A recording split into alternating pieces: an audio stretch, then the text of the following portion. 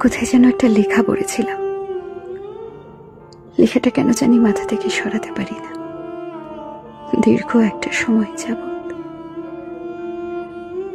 তোমাকে একজন পেয়েছে মানে আর একজন কি বিভৎস ভাবেই না তোমাকে হারিয়েছে।